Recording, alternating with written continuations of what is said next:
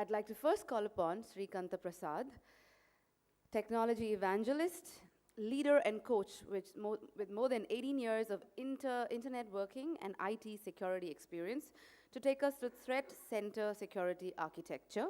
And in a bit, we have Shalil Gupta, IDC, joining us in conversation with him. Thank you.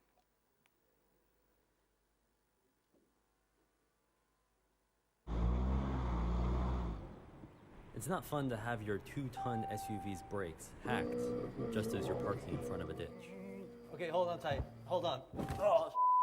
That's what I've learned from Charlie Miller and Chris Valasek, a pair of hackers who have spent the last year developing a piece of software that can wirelessly sabotage this 2014 Jeep Cherokee.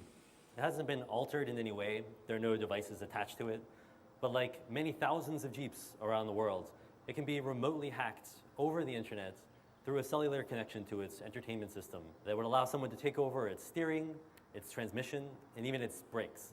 To demonstrate that, I'm going to act as today's crash test dummy and drive it on the highway here in St. Louis, while Charlie and Chris hijack its digital systems from Charlie's house miles away. They wouldn't tell me what they had plans, but they assured me that it wouldn't be anything life-threatening. Remember, Andy, no matter what happens, don't panic. It's not the first time I've driven a car while it's being attacked by these two hackers. But in 2013, they were in the back seat, and their laptops were wired into the vehicle through a port in its dashboard. Now they're sending the same sort of attacks remotely, and I have no idea what they might do. He's going as fast as I've seen him, right. So first we're going to turn the fan on him. Yeah, let's turn the fan on, see if he even notices. All right, something just turned on, all the fans and AC and stuff. I didn't do that. The trick started small. Oh my God. There's a picture of Charlie and Chris in tracksuits that just appeared on the dashboard. But as I drove down the interstate, things started getting unpleasant and very loud. Perfect.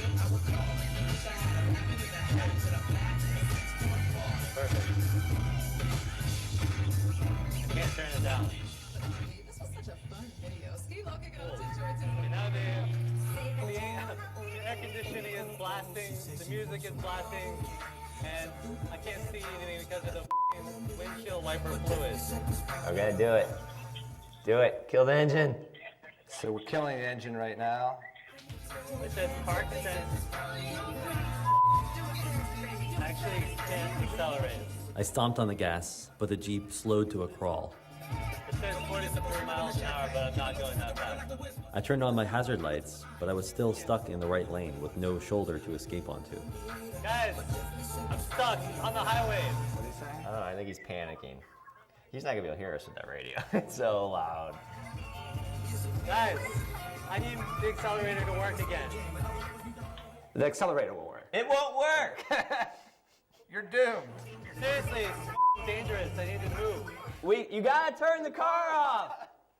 Okay. Now you should be good to go. Semi drove by. All right, I'm gonna pull over because I have PTSD. Charlie and Chris have only tested the full range of their attacks on a Jeep Cherokee. But they say that hundreds of thousands of late model Chrysler vehicles may be vulnerable through a feature called Uconnect, an internet-connected computer in the dashboard known as its head unit. These cars, head units, expose a particular service that probably they didn't want to. It lets you do things like query it for information like the GPS or the VIN or all sorts of other things, but it also lets you just run commands. So you have to first break into the car remotely over the cell network and then move laterally if you want to do things like send CAN messages. And those are the messages that we can use to control things like steering or the windshield wipers or braking. They plan to release a portion of their exploit code at the annual Black Hat Hacker Conference next month. They've also alerted Chrysler, which is issuing a security patch. But they say a lot more needs to be done to protect a new generation of cars that are increasingly connected to the internet and potentially hackable. You guys basically brought this car to a standstill while it was driving on the highway, which I may never forgive you for. And that was just like an experiment. What do you think is the worst case scenario? We wanted to point out, to show that this attack has serious consequences for this vehicle. And so we did, attack you. But we did it in as safe a way as we could, so we didn't want you to get hurt, obviously. That's why we're working, is to make sure that we figure out vulnerabilities, weaknesses, get them fixed. We're only two guys with one car. right? So, we can't look at every car, and we want to release this information because more people like us need to be focused on this problem. After their stunt on the highway, Chris and Charlie still wanted to show me a couple of other tricks. Below a certain speed, they can control the Jeep's steering as long as it's in reverse, pop its locks, mess with the speedometer, and, of course, disable the brakes. Okay, hold on tight. Hold on. He's not getting out of that. I think so. We're going to be doing some pushing. That's how you drive in the Midwest. New Yorkers don't know how to do that.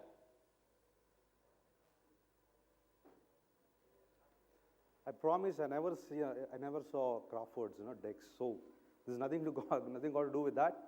But this is just an example of we saw how digital transformation is going to transform the way we do business, transform our lives. At the same time, we need to be aware of what are the pitfalls that's there. This is just an example, and there are some more that I'd like to share with you.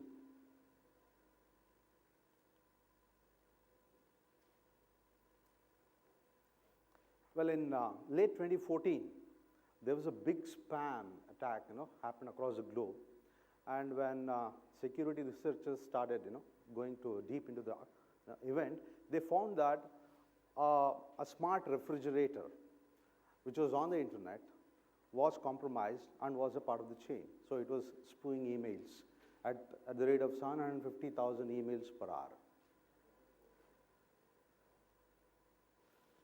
I don't know how many of you would have heard of this guy, Jack Barnaby, one of the most celebrated black hat hackers.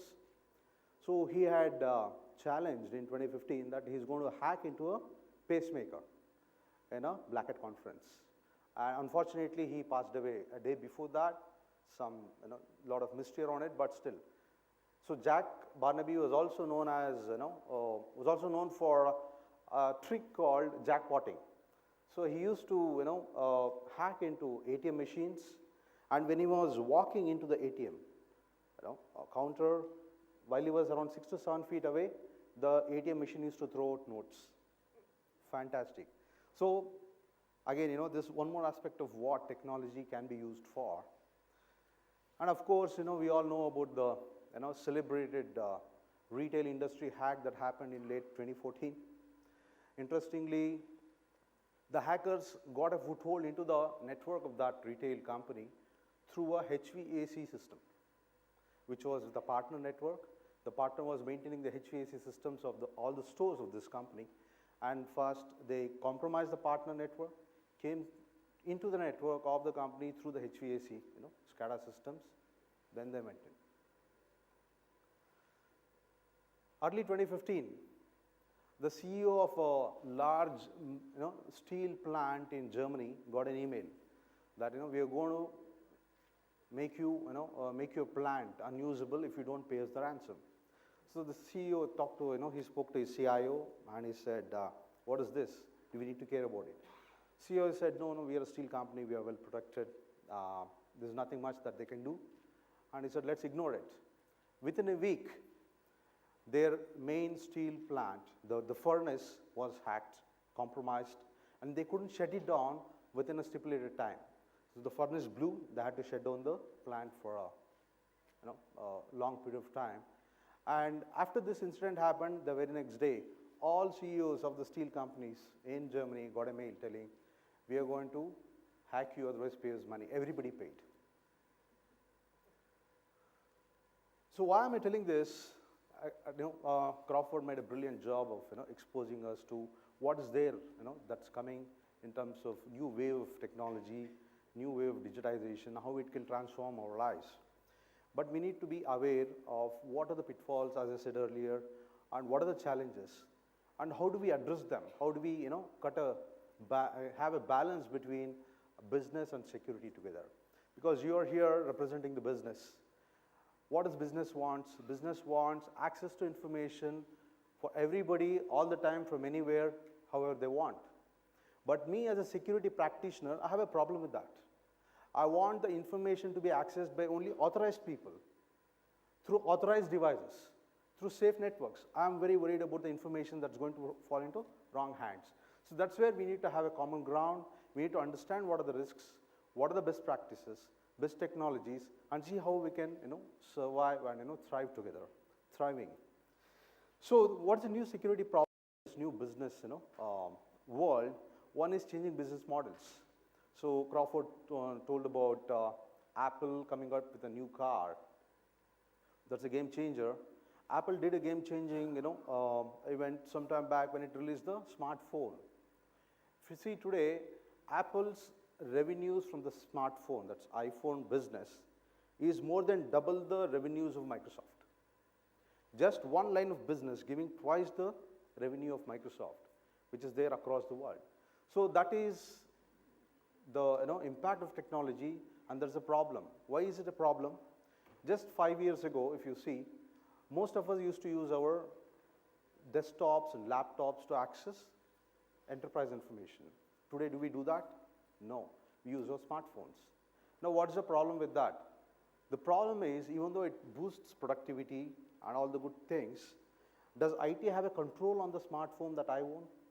Absolutely not. If you say that install this patch, install this antivirus or any other software on your personal phone before you access my data, I say, no, I don't want to access your data. So that's the problem. So how do we create have a balance there? At the same time, if you see the data centers, Amazon Web Services is onboarding customers, and the rate of onboarding is doubling every quarter. What does it mean? The critical information that was there in your data center, within your perimeter, is moved to a cloud. So on one hand, your computing device is out of your control, IT's control. Your servers are out of your control. So where do you control? What do you control? So the attack surface has increased. Attack surface has increased, and it has brought in its own challenges of security with that. At the same time, the bad guys, they're not sitting quiet. They are reinventing themselves. They are making more and more sophisticated attacks, writing smart codes, and becoming more and more efficient in stealing information. In between, customers are stuck between a hard place and a rock because they have so many security solutions: antivirus, firewall, IPS, web security, email security, data loss prevention, GRC. So you have so many tools that have been deployed, and it's not only a cost of acquisition, it's a cost of operation. You need to train people. And after having invested so much money in these tools, are they talking to each other? Are they giving you a single pane of glass of management and information as to what is your security posture, where is your next threat coming from? No. In spite of all this information and investments, you don't have a coherent piece of humongous management pane. So that's again the complexity. So customers today have all these three, at the same time, and they are making life really tough for IT practitioners. Coming back to the hacking has today become industrialized. What I mean by industrialized, 8 to 10 years ago, it was some high school kid or some smart guy trying to write a piece of code, trying to prove a point that he's a smart programmer. But today, that's not the case. So we'll see that. So 95% of large companies are targeted by malicious traffic. And 100% of organizations who are connected to internet, if they are, have gone to websites which are hosting malicious code. 100, every one of us here have gone to sites where there is malicious code hosted. No doubt about it. Why is it so? Because hacking has become a industrialized operation. It's become a parallel economy. You want a social security number, pay $1, you'll get it. You want to have a spam attack, pay $50, and I can spam 500,000 emails. So malware to deploy advanced persistent threat, $250,000. I can ensure that whatever information you want, you'll have it. Give me some time. And surprisingly, this business is expected to hit $1 trillion in the next 3-4 years.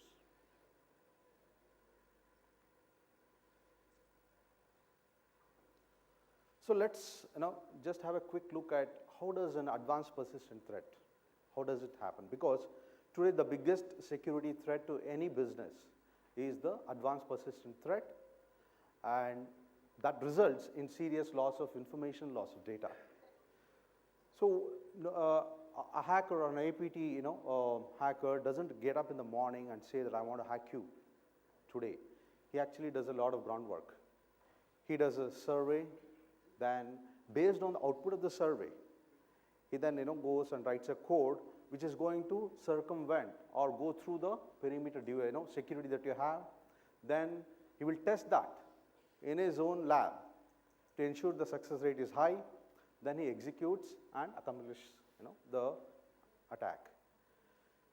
So have you heard of Lockheed Martin? The same guys who make F-16 fighters, who want to set up shop in India. So these guys came up with a analysis of APTs called kill chain analysis. So they broke up the whole APT life cycle into more smaller parts to distinguish between what happens in different phases. So as I said, recon, like in Bangalore, I'm from Bangalore. Recently, the police caught a guy, and his name was his nickname was Paper Ramu. The name Paper stuck to him because his modus operandi was he used to insert a piece of paper on the latch of all locked houses in the morning. Then he used to go late at the night and check what is the status of the paper. If the paper is still there in the latch, then it means that there's nobody at home. If the paper is not there, he used to just walk away. And his hit rate was around 60%. It was pretty effective. So that's recon. He's a smart guy. So you do a recon and understand what is the vulnerability on the victim network. How is their perimeter security laid out? What are the different technologies? Are they hardened enough?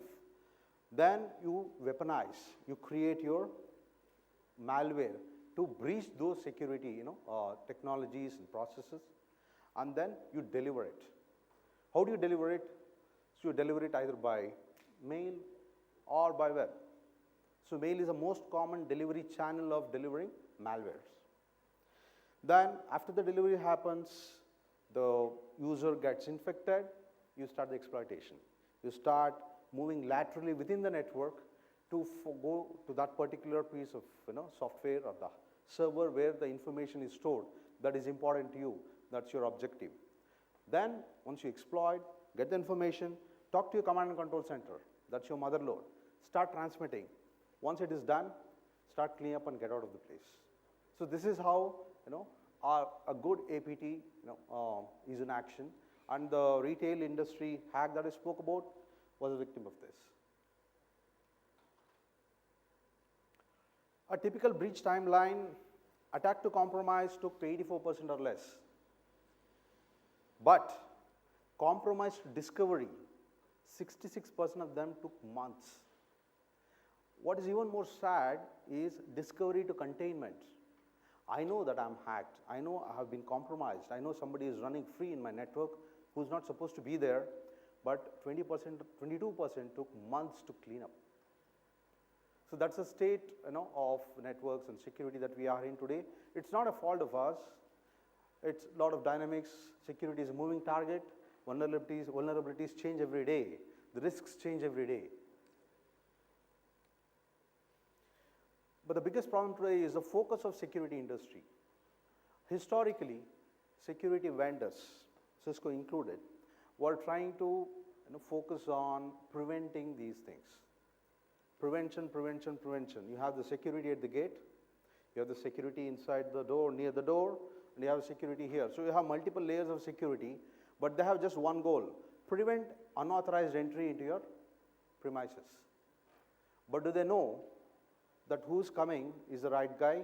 Okay, they have some reasonable ways of checking it, but then there are ways of circumventing it also. And they had no sense of understanding what is behind, what's happening there, what are the assets I'm trying to protect, and are they being compromised, what is happening behind me. So it's like a security guard seeing only outside, but have no idea what's happening inside. And that's where today industry is demanding that we need to have views both the side. We need to understand what is a threat, we need to understand what is our assets, posture, any risk, vulnerability is there, and see how we can have a common thread and give some information to the users so that they can take action.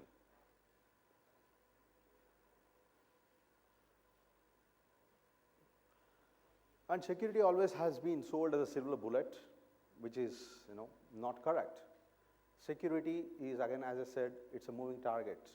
There is no static place there. There's no static approach to that. It has to be dynamic. It has to be evolving continuously, and people have to keep on ensuring that their systems and processes are up to date.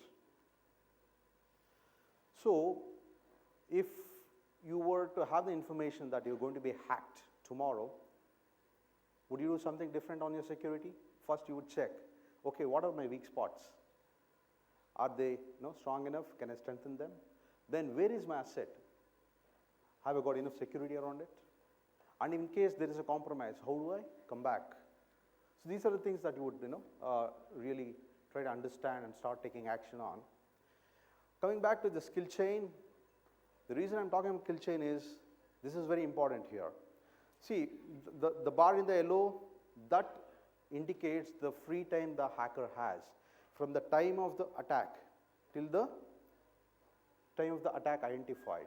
Like attack has started, you don't know, but you may know after 2 months or maybe 2 hours. So that 2 hours or 2 months is when the hacker has got a free run in your organization. He is doing things he's not supposed to do. And if you can compress it by detecting these anomalies faster and giving him less time, so you're assuming that, okay, there's going to be an incident, and be prepared for the eventuality. So reduce the free time of the attacker so that he gets less time and his chance of success is reduced, and you are better prepared for a rebound to the business.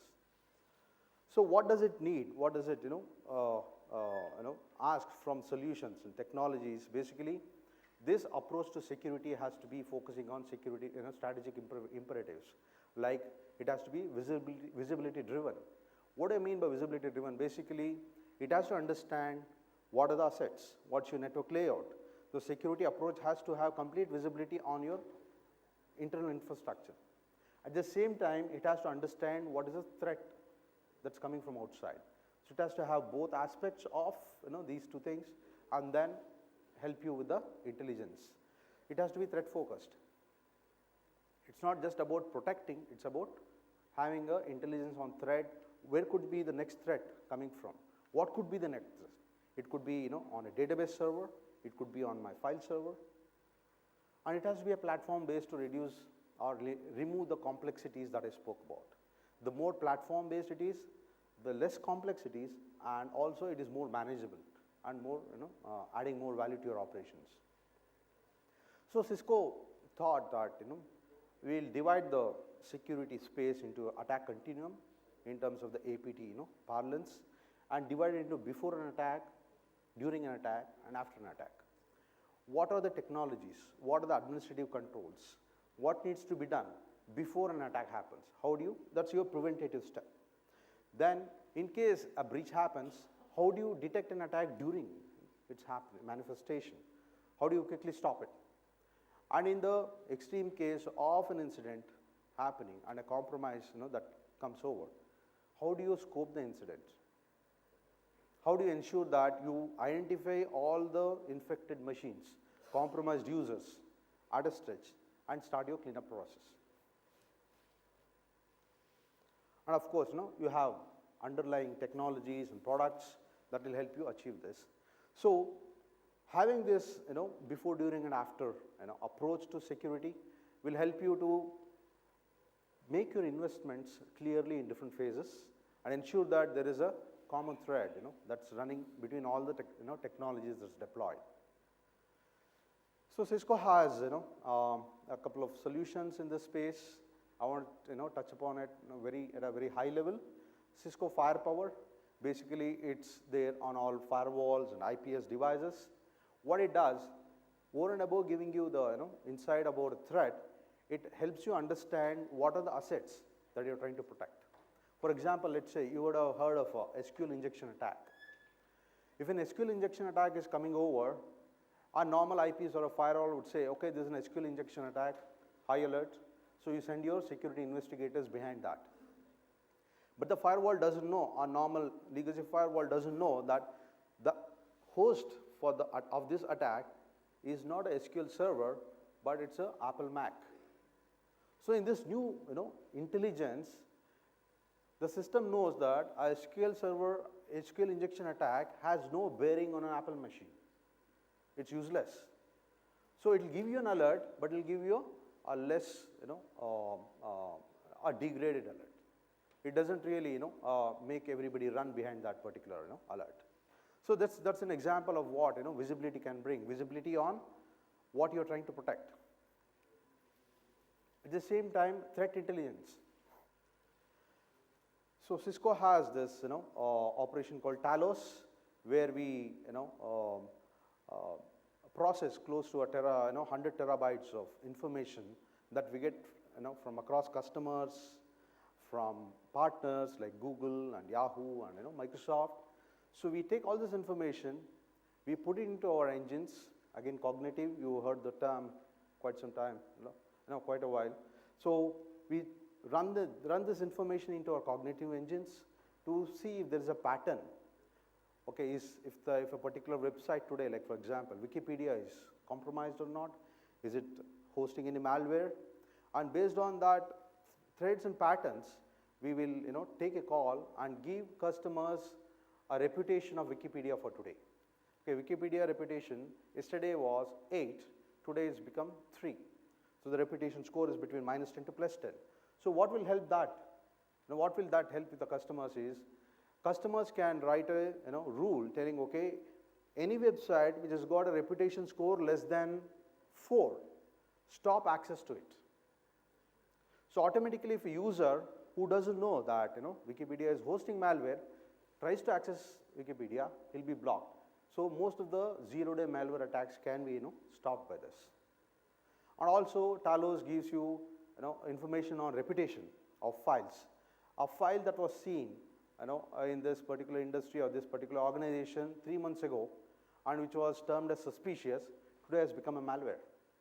Now immediately the devices on your network will be populated with that information, and you will know what are the files that were suspicious some time back, or have they become malware today. And that will help you to scope your incident response action. Of course, Cisco has something called advanced malware protection for protecting industries and companies against malware attacks. So typically, malwares are detected by 2 technologies. One is called a point-in-time detection, which is generally confused with a term called sandboxing. So a malware is put in a sandbox, which is basically a controlled environment, and it is made to execute itself, and the behavior is observed, and there is a decision taken whether it's a malware or not. But the problem with point-in-time detection, even though it is effective, it falls really flat in terms of polymorphic malware. That is today's malware, which comes in as a genuine piece of code, or which comes in as not a malware but a normal piece of software. And then after it comes inside the network, it gets activated, it talks to your command and control sites, downloads more software, and over a period of time becomes a malware. So that is APT. It's advanced and it's persistent and it's a big threat. So APTs don't use fly-by, very you could say low quality piece of malwares. They are really smart. They morph into malwares over a period of time, and point-in-time security really is not effective in catching such malwares.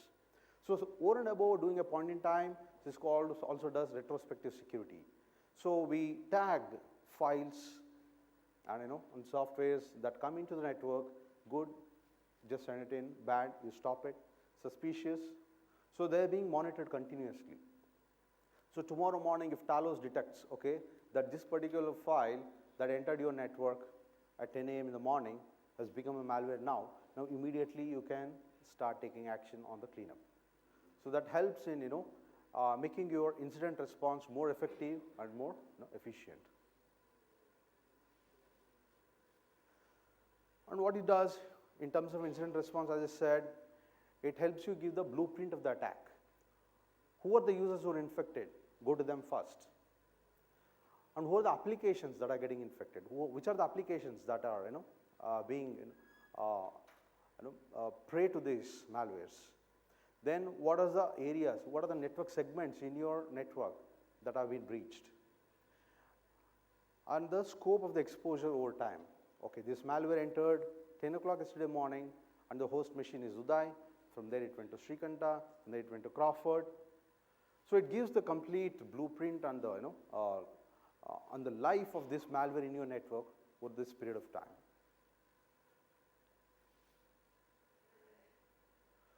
So just to summarize quickly, visibility is the key, enforcement is very important. Unless you know what is attacking you and what is being attacked, your security may not be complete. So visibility is very important. Then consistent control, irrespective of whether the user is accessing the data from a wired network or a wireless network or a VPN or from an airport hotspot, the security policy has to be consistent. He has to be given the equal or the same access depending on where his context is coming from. Then we need to have advanced threat protection, understanding the latest threats, how do we protect ourselves against that, and have a platform-based approach so that complexity can be managed and operations can be made more secure. So that's what I had in short. So there are a couple of slides, maybe we can take that if there are any questions. Otherwise, I'd like to invite my friend here to have this question and answer.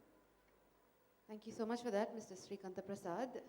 Ladies and gentlemen, to join Mr. Srikanta Prasad, we have Salil Gupta, Associate Vice President, IDC South Asia. He's a veteran responsible for deep dive insights and advisory content on IDC's vertical and third platform pillars with C-suite, research and engagements. Into conversation with Thank you. Sure.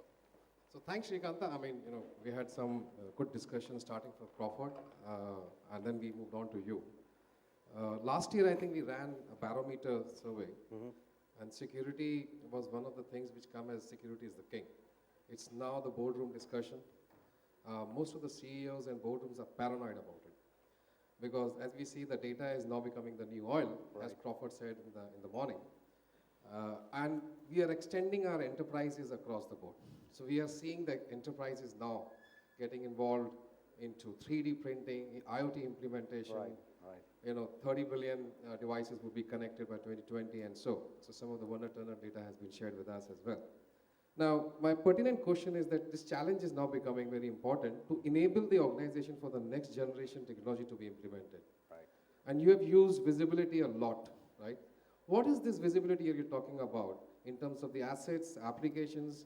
How are you seeing this visibility making an importance in the security aspect?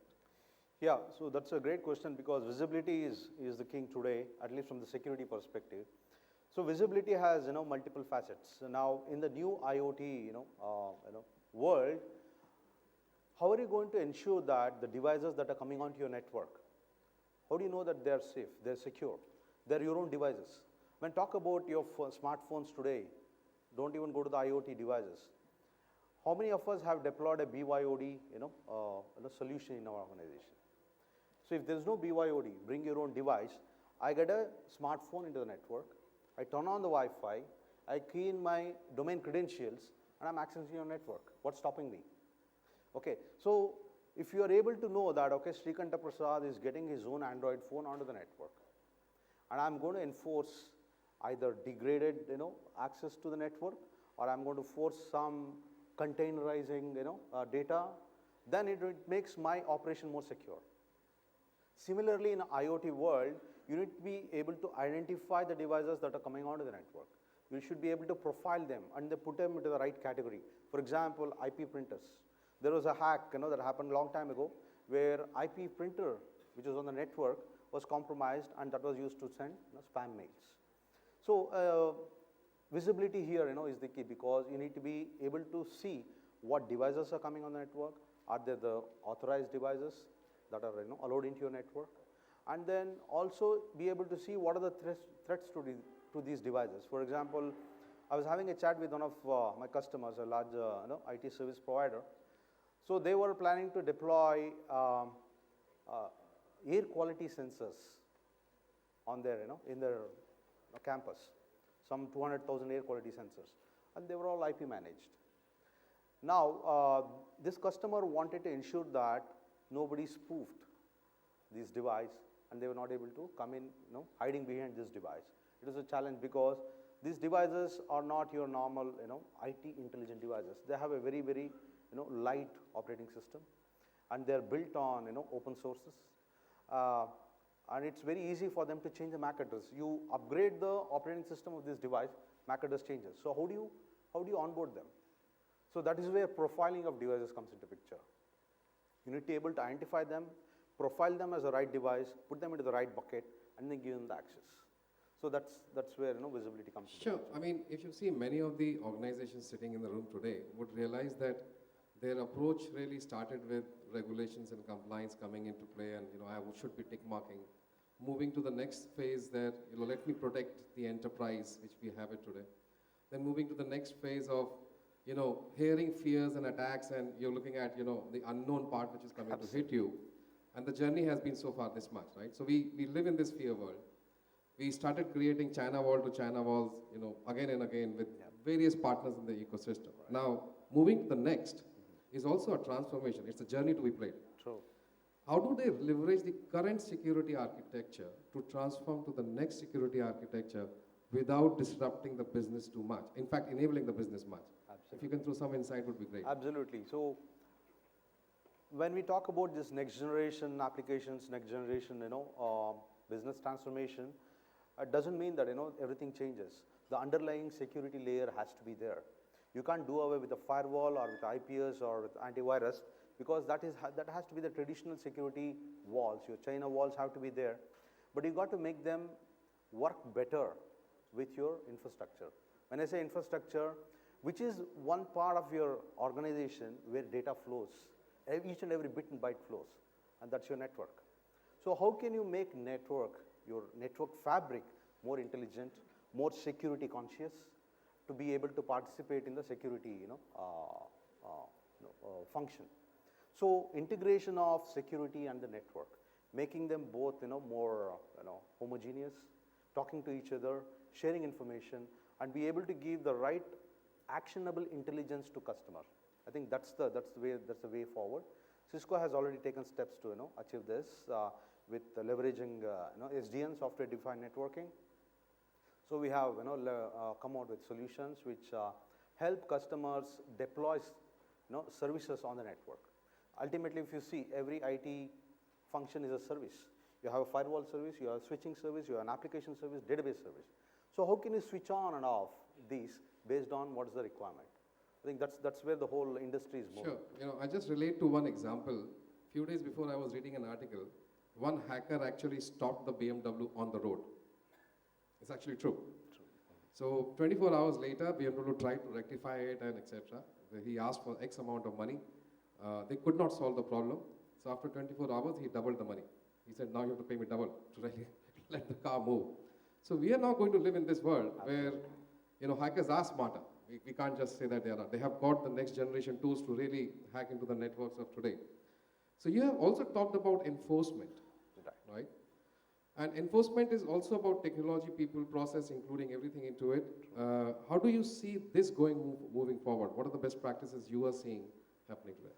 As I said, enforcement has to be as close to the event of or an incident. For example, let us take this this hotel's security layout.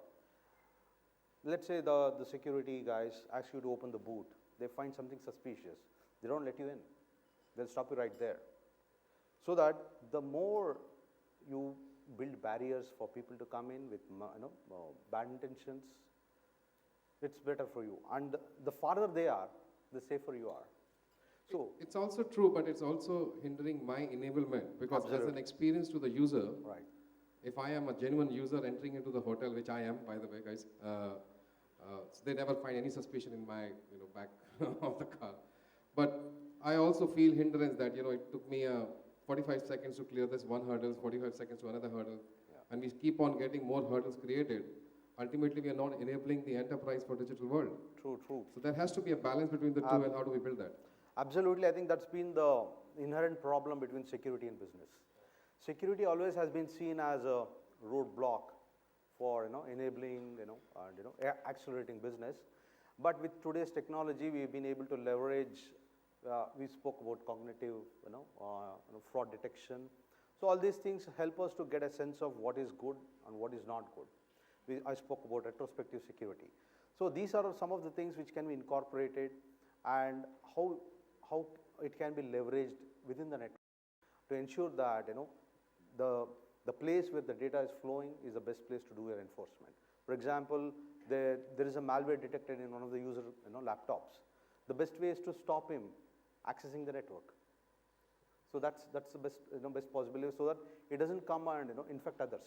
So enforcement should happen at a place which is nearer to the incident, and it should be accessible by everybody. Sure. I think there are a couple of minutes left for us. I would like to open the forum for anybody to ask. I think there was a question which you said you'll answer later or something like that. Yeah, I mean, it's I was already just there. Anybody would like to have open forum here, a discussion here?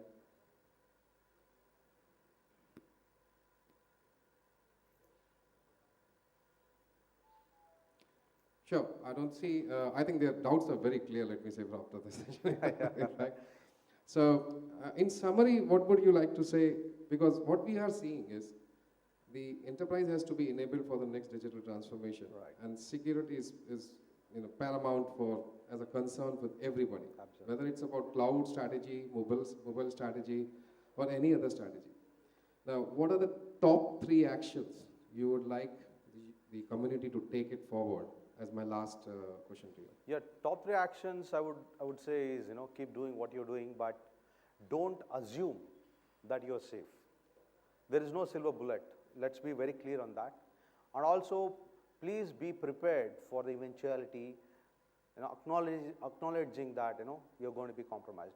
If there is something valuable that you have, people will come after it. Now, how are you going to stop it, and how are you going to ensure that your damage is minimized? So there are 2 aspects. Stopping 100%, nobody can do that. So no network is safe, which is connected to the internet.